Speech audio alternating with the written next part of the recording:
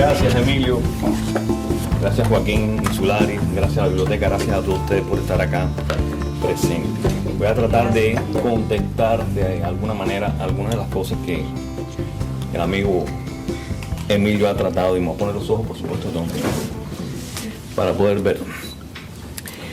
La poesía siempre es una invitación a asomarnos a la vida de su creador, especialmente si partimos del hecho de que la vivencia es el alma del poeta.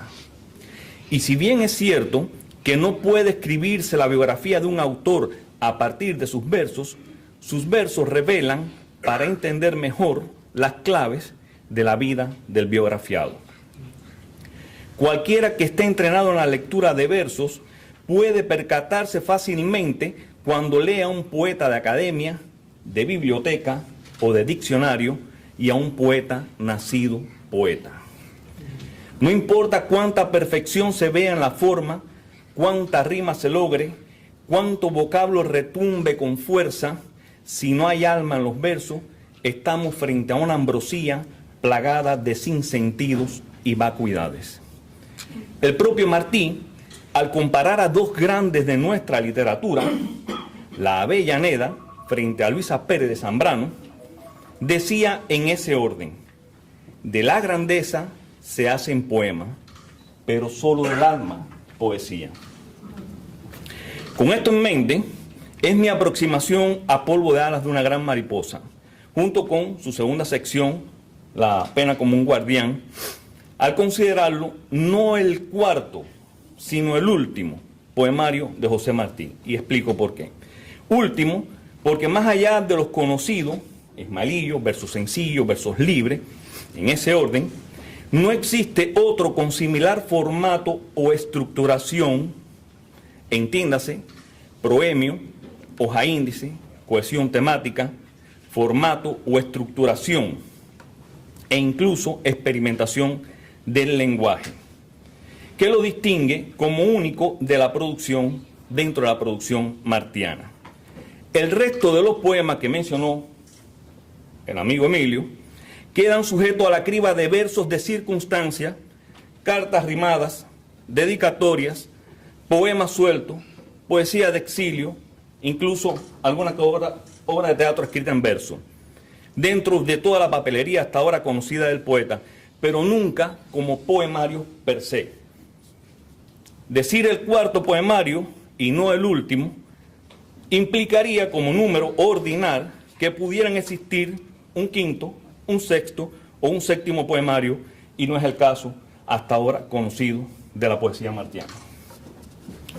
Estamos frente a una pequeña obra, muestra de una pequeña obra deliciosamente impecable, donde cada verso alterna en sinfonía tan perfectamente armonizada como refiere a una experiencia de vida.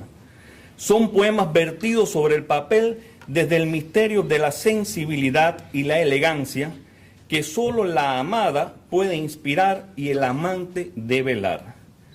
Cada texto dibuja imágenes cargadas de amor o desamor, de goces y soledades, de llegadas y despedidas, a través de detalles, a veces sublimes, a veces sutiles o incluso inadvertidos, pero detalles, al fin y al cabo, que nos meten de lleno en la historia personal que cada uno de ellos cuentan.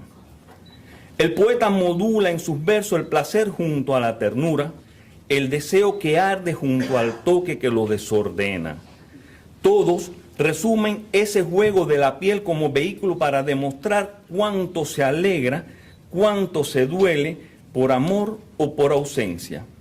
Aprovecha la ocasión aún desafiando el tiempo que pasa veloz en ocasiones y en otras simplemente se ralentiza para disfrutar el encuentro con la amada.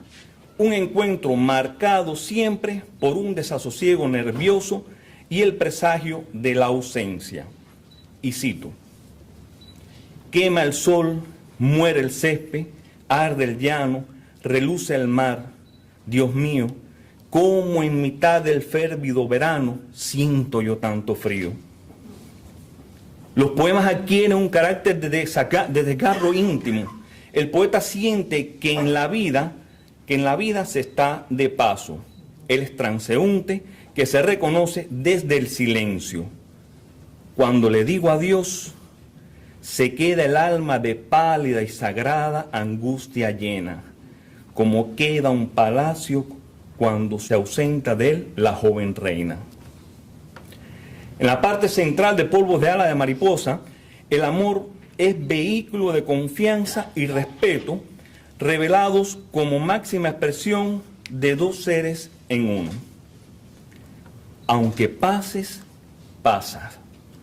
Muerto, aún verán que de mi cuerpo surge el pálido espíritu de tu alma. Eso es erotismo de alguna manera. Es claro que Martín no reinventa la poesía. De hecho, percibimos en muchos versos que esa veta romántica, aún tardía, pero recurrente, tampoco recalienta el romanticismo, lo sabemos. Entiende que hablar del amor solo puede hacerse desde la sencillez que es el amor. Cuando viene el verso, no se sabe bien. Pasas tú y el verso pasa también. Pasas tú y el verso pasa también. Es la inspiración a través de ese amor, de ese sentimiento, etcétera, etcétera. La misteriosa mujer que inspira el contenido lírico de este cuaderno es constante, tanto que lo marca como una especie de diario poético. Ella es protagonista, sin ella no puede el lector adentrarse en los recovecos emocionales que sugieren.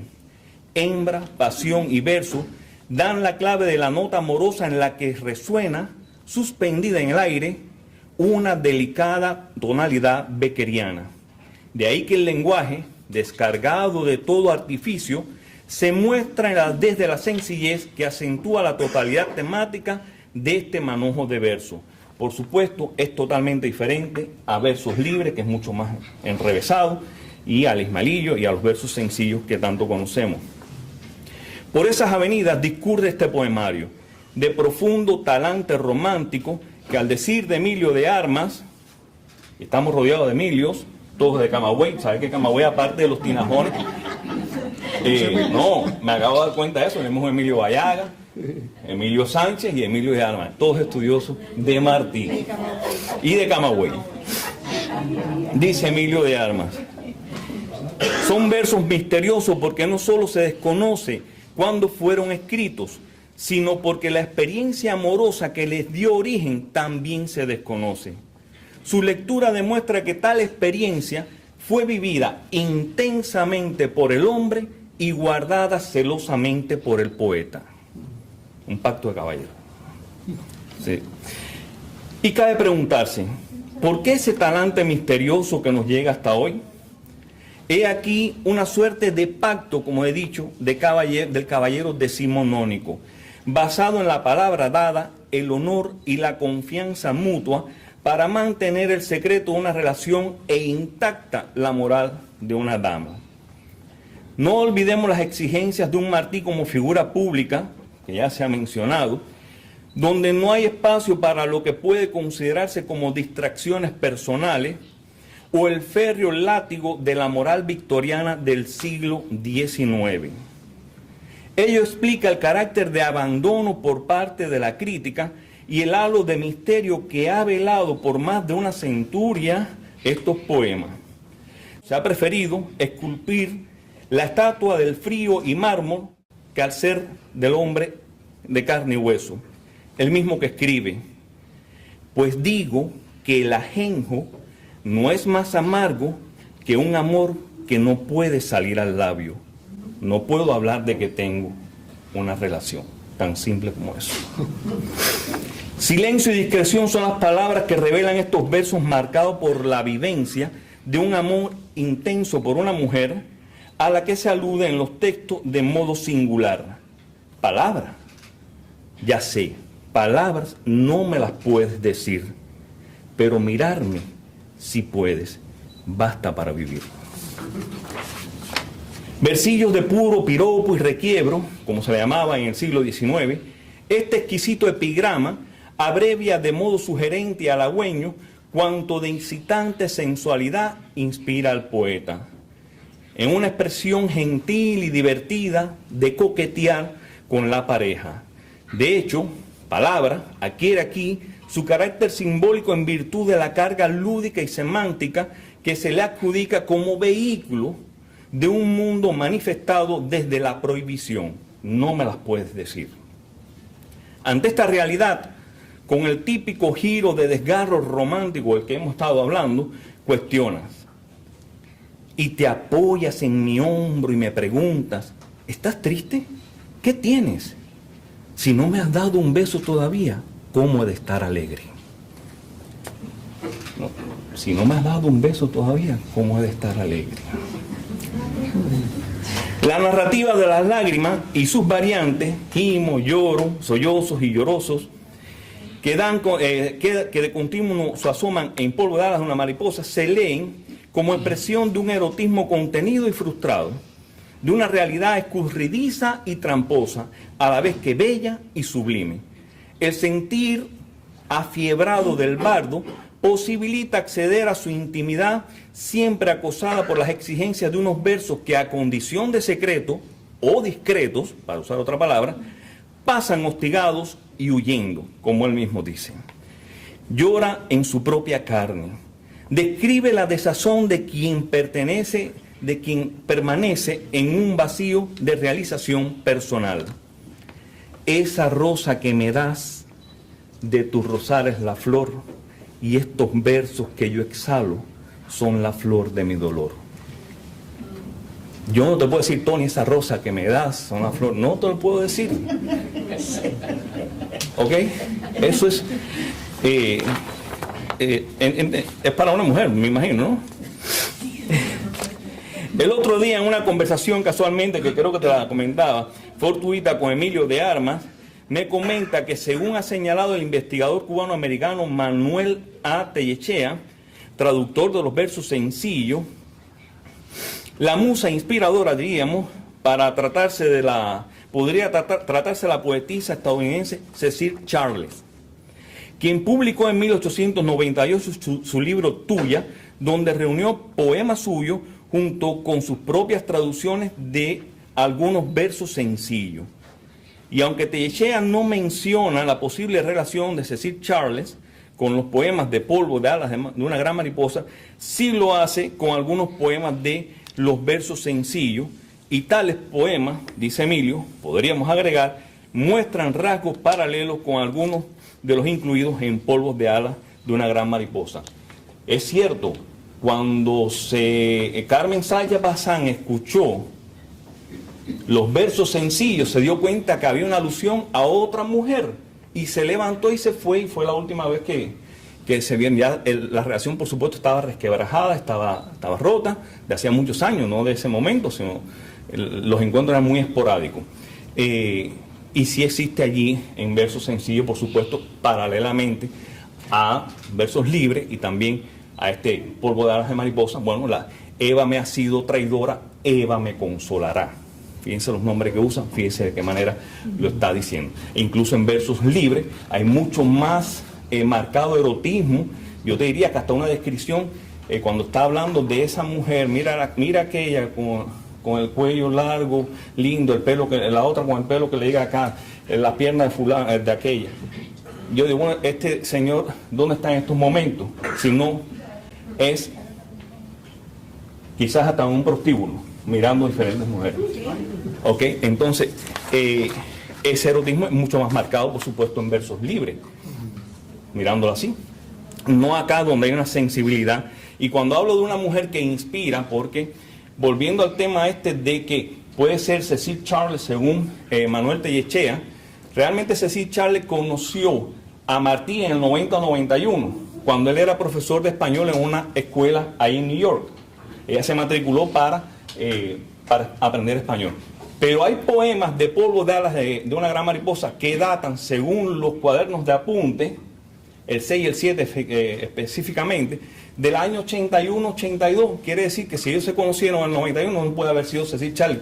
Probablemente cuando yo hablo de una mujer que inspira, que es misteriosa, lo estoy haciendo en singular, pero probablemente en un periodo de 15 años puede haber sido más de una mujer a lo largo de la vida de Martín. No me consta. Es casi seguro. Es probable. Bueno, te digo, cuando estuvo y lo cito ahí en el libro, cuando estuvo por Honduras, por Centroamérica, y está describiendo aquella india voluptuosa saliendo del río, voluptuosa, aquella belleza, y nos quisimos, y no sé qué. Bueno, hermano, eso está tremendo.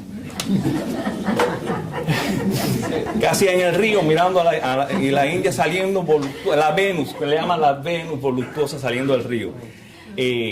Bueno, ante esta realidad, con el típico giro de desgarro romántico, cuestiona. Bueno, ya esta parte de la ley, lo que pasa es que el astigmatismo me tiene loco. Acabo de leer lo mismo, pero bueno.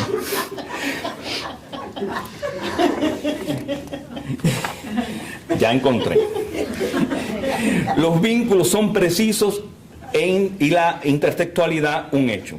Sobre todo porque los ata el misteriosísimo lazo de la concurrencia, espacio y tiempo.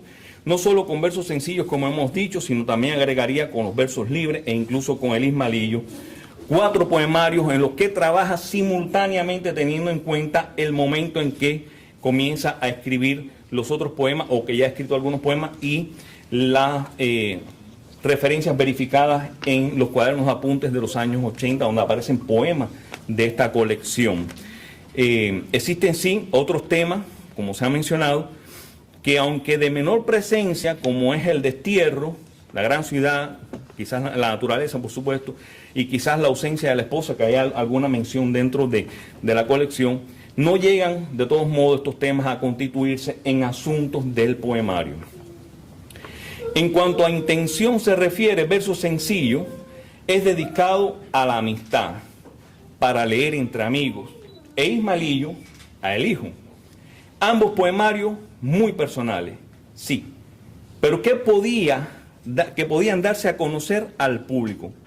Muestra de que los versos más íntimos que lo constituyen versos libres y estos de polvo de alas de una gran mariposa no se revelan, se quedan, como ha dicho el maestro, para la gaveta, porque hablar de la persona más íntima luego de sobrevivir los avatares del día es lo que realmente se refleja en estas colecciones. En el caso de versos libres tenemos patria, muerte, ciudad, naturaleza, sociedad, amistad, traiciones, deslealtades, entre otros, y en polvo de alas de mariposa tenemos amor, erotismo como refugio. Entendamos aquí erotismo no solo como lo que excita al placer sexual, según dice la Real Academia, sino como sinónimo también de sensualidad, de pasión, de voluptuosidad y por añadidura de cualidad de ciertos hechos y situaciones que estimulan la capacidad de sentir y provocar deseos que conducen a la intimidad o al intimismo. Y cito: surjo, la noche llega, a mí la rima retorna, y en la sombra que la encanta, tu amor como una torre por encima de la callada tierra se levanta. Surjo. Vamos a hacer un análisis de cada las palabras estas. Por supuesto, va a ser tremendo, ¿no? Porque surjo, en medio de la noche, la rima a mí regresa, tú eres quien me está inspirando estos versos, tú, mujer, en medio de la noche, y tu amor, como una torre por encima de la callada tierra se levanta. Yo podría decir esto pues no soy poeta, obviamente, de una manera mucho más vulgar y pueblerina, incluso solariega. Decir eso de otra manera, muy a lo bueno, pero no lo voy a decir. Entonces, por eso hablo de que la poesía es sugerencia. Todo detalle bien cuidado y atendido. A diferencia de la métrica utilizada en las colecciones que se conocen en versos sencillos, que son versos de arte menor, octosílabos, en el Ismaelillo básicamente pentasílabos y hectasílabos, en versos libres, en decasílabos, en polvo de alas de una gran mariposa, hay una combinación métrica asombrosa que va desde trisílabos, tetrasílabos, pentasílabos, hectasílabos, octosílabos, dodecasílabos, alejandrinos, etc. Pudiera estar citando. Digamos, combinado con estrofas muy específicas, muy concisas, como son el madrigal, la pavana y el epigrama.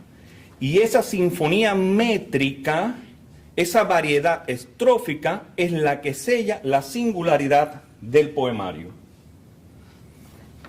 Polvo de alas de una gran mariposa no es un poemario de transición o de arrebato juvenil o de simples referencias a posibles versos a futuro. El modo distinto en que ensaya la métrica, el estilo, la entonación y la presentación de temas, en especial el amor, erotismo, mujer, belleza, verso, respecto a los tres conocidos, lo ubica como conjunto autónomo dentro del contexto poético martiano. Es otra aproximación al quehacer creador distinto y no transicional, de vida y no de periodo, de oficio y no referencial. Quizás sea el que mejor recorre, como ya dijo Emilio sobre lo que había escrito, los periplos más convulsos de la vida íntima y pública del poeta. ¿Qué sentencia? Para la poesía, armonía, no artificio, subrayando así la sinceridad de cada uno de estos versos. Y cito: cuanto pudo ser, ha sido. ¿Qué me importa lo demás si el aroma es todo mío del vaso que se me da? Si el aroma es todo mío del vaso que se me da. Sobre todo si tenemos en cuenta que Martí, copa, vaso, tiene un significado especial dentro de la poética. Y cuando se refiere, por ejemplo, en versos libres, a esas copas de carne, que los dientes duelen de comer de esa carne, así lo dice. Es diferente. O sea, hay muchas lecturas en esto, lo que, como empiezo mi intervención, la poesía, y aquí está un gran poeta, y aquí hay algunos poetas también que están escuchando, es sugerencia. Sencillamente. Está en la mente de cada lector. Por supuesto. O sea, no es, tiene que ser así. Si a mí esto de 1, 2, 3, 4 patas tiene el gato, sencillamente no es poesía. Lo que me sugiere a mí, y pasa sencillamente, el Quijote, que no es poesía, pero cuando lo leo, cada vez que leo un capítulo, encuentro cosas nuevas. Y eso es lo que te va diciendo a ti esa lectura, cada vez que vuelves sobre esas lecturas. Quizás porque has madurado, quizás porque has leído otras cosas.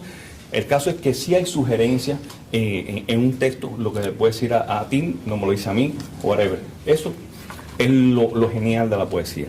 Y por supuesto el amor que existe desde que existe la humanidad, han tratado de definirlo en diccionarios, en enciclopedias, y aún seguimos hablando del amor, es inagotable el concepto. Muchas lecturas son atractivas, pero cuidado. A veces escuchar solo frases y por demás descontextualizarlas, como comúnmente ha ocurrido, ha llevado a romantizar la obra y a su hacedor, apartándolo de su verdadera esencia humana en el sentido estrictamente latino del término humano, que significa de la tierra, natural. Esa lectura escurridiza implica en mucho separarse de la obra. Este que voy enterrando es mi derecho a gozar, no me lo despierte nadie, que es fuente de todo mal. Versos que ya habían citado. Al cierre de la sección de polvos de ala de una gran mariposa aparece un epigrama que rige la línea amorosa hasta aquí comentada.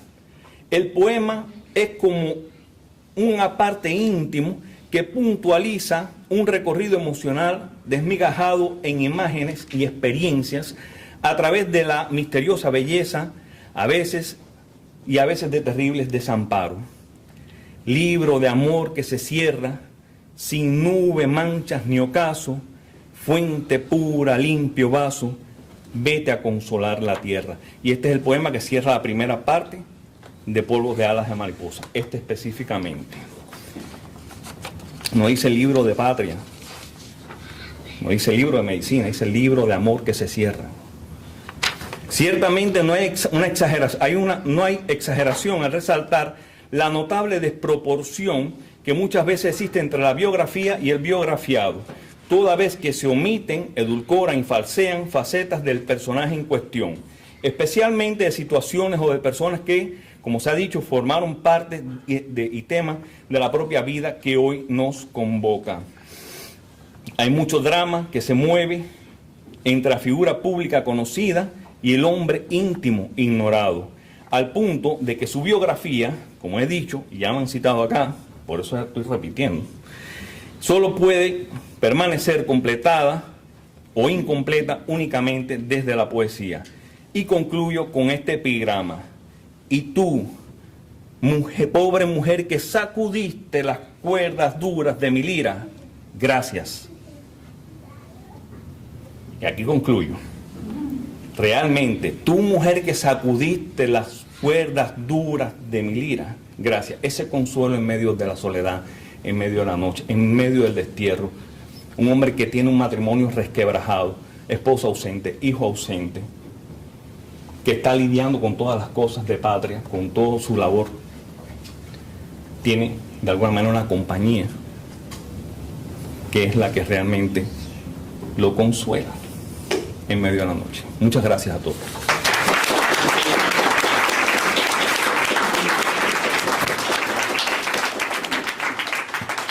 Quisiera decir que hace falta un aplauso para los tres. No, gracias. Gracias, Tony, gracias.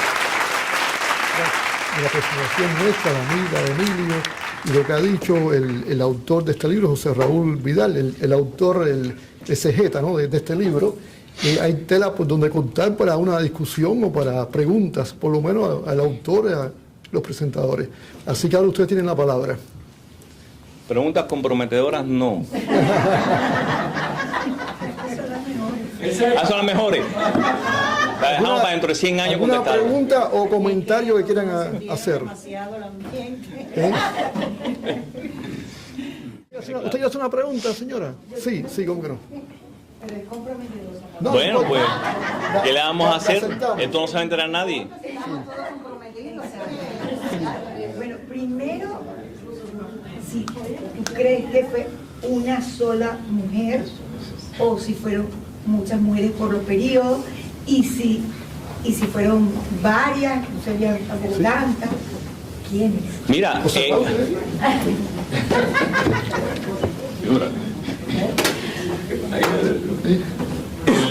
Desde tu perspectiva. sí, claro. Hay autores que hay incluso un libro por ahí, ahora no recuerdo si fue Gonzalo de Quesada quien lo publicó, Las Mujeres de Martí. El título sí era un enganche, por supuesto, Las Mujeres de Martí. Pero se refiere justamente a la madre, a las hermanas, a la esposa, o sea, no se refiere a las mujeres. Él mismo trató en algún punto, tenía una idea de juventud, de publicar un libro que se llamara Mis Mujeres, Mis Conquistas. Memorias de un hombre, no me acuerdo, memorias de él. El caso es que, contestando a la pregunta, yo veo el poemario que discurre, al menos yo lo ubico, teniendo en cuenta algunas de las fechas de los cuadernos de apunte, donde aparecen algunos de estos poemas, sobre todo, como dije, en el cuaderno de apunte número 6 y el 7, que datan del 80 y 81, donde hay poemas de esta colección. Creo que en ese periodo, digamos, del 80 al 92, por ahí, que es el último poema que aparece en uno de los cuadernos de apunte, puede haber sido, yo trato a la mujer en singular, esa misteriosa dama la trato de manera en singular, creo que se lo había comentado a Joaquín y a Emilio, creo que lo habíamos conversado, pero realmente puede referirse a varias mujeres que estuvieron en ese periodo cerca de él. ¿Quién? No sé, porque es un misterio, ese es el punto. ¿Quién es la india que salió voluptuosa, mojada del lago, del río? Con la que tiene una aventura, porque la tiene, ahí está, hay que leer ese texto, está maravilloso, escrito, habla de un erotismo fascinante, pero de una manera muy linda, muy poética. Hay otro momento en que están en la estación de tren esperando un tren para ir a Hampton, y ahí conoce a alguien, otra muchacha, la conoce, y dice, nos vimos, nos quisimos y nos dijimos adiós. ¿Y la niña de Guatemala? ¿Qué pasó Bueno, la niña de Guatemala es otra conferencia. Pero realmente tengo también mi teoría sobre ese tema. La niña de Guatemala, ¿sí? No, pero nosotras tres aquí que somos, yo creo que menos de Bueno, está bien, bueno, la niña de Guatemala. De libros sabemos, estamos anonadados de que era tan erótico y tan... Bueno, pero fíjate, es un hombre, ese es el punto, que es un ser humano. Entonces yo creo que la crítica ha tenido mucha culpa al marmolizarlo. Fíjate que las biografías se llaman El Apóstol, El Santo de América, la otra que tú mencionaste. El místico del deber. Entonces eso contribuyó de alguna manera en la República a poner a un hombre en un mármol, en una estatua, y obviar toda la parte humana, toda la necesidad humana que tenemos. Porque no era un monje, no era un asceta, era un ser humano. De hecho cometió errores, no solamente, otra de las cosas podemos decir, no fue un gran padre, no fue un gran esposo, no fue un proveedor. Eso hay que decirlo. Sencillamente, por eso es que el matrimonio está resquebrajado. ¿Por qué? Porque hay una cosa, usted o es patriota o es padre de familia. Las dos cosas no pueden ser al mismo tiempo. Y Carmen Sayas Bazán quería un esposo, un proveedor. De manera la gente dice, no, ella no entendía al apóstol. No, es que sencillamente una mujer no quiere un hombre que esté metido en otras cosas, si quiere que esté proveyendo para su familia. Y realmente no podía hacerlo por ese compromiso moral que tenía ante la patria. No estoy diciendo que no quisiera a su esposa, pues sí, él amó mucho a Carmen y a su hijo, obviamente, a su Pepito. Pero realmente, ¿por qué hay un resquebrajamiento de esa relación? En cuanto a la niña de Guatemala, hay muchísimo por dónde cortar. Yo soy del criterio que no, o sea, él mismo contribuyó a ese mito con el poema. Bueno, de hecho, tú me estás preguntando sobre eso. Pero, sí, dime. ¿No será más creación mental que vivencias? Al final era un poeta.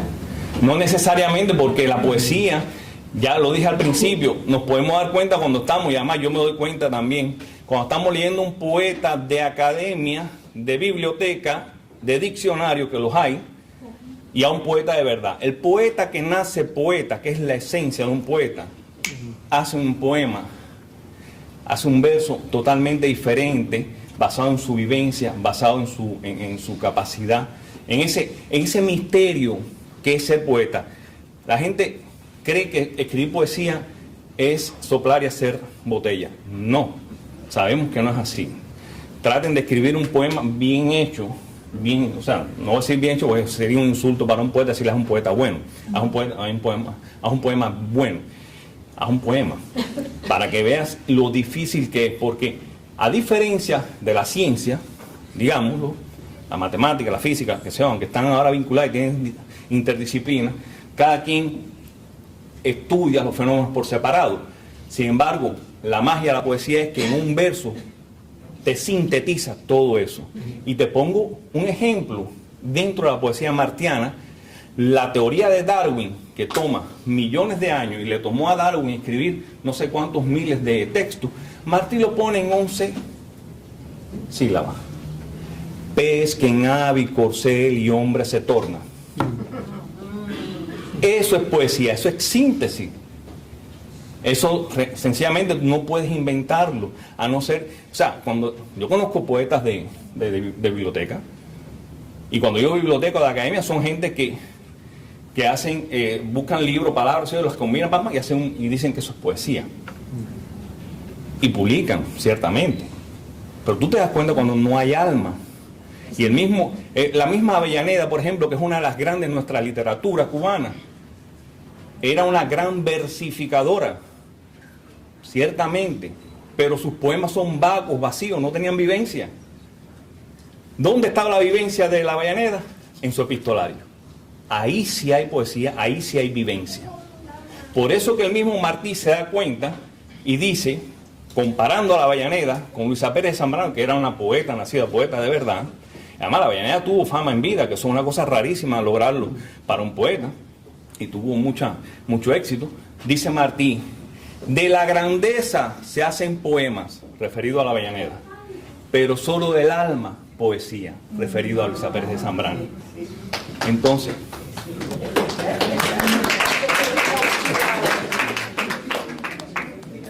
la niña de Guatemala la dejamos para la próxima conferencia, pero realmente es válido, es válido. Bueno, Veía esa poesía corta de Martí que dice: Claro. por lo mal puesto de un broche y por lo ajado del vestido, sé que estuviste anoche jugando juegos prohibidos. sí. Fuerte. Sí. Te odié por vil y alevosa, te odié con odio de muerte. Náuseas me dieron de verte tan villana y tan hermosa. Y por la esquela que vi sin saber cómo ni cuándo, supe que estuviste llorando toda la noche por mí. Sí.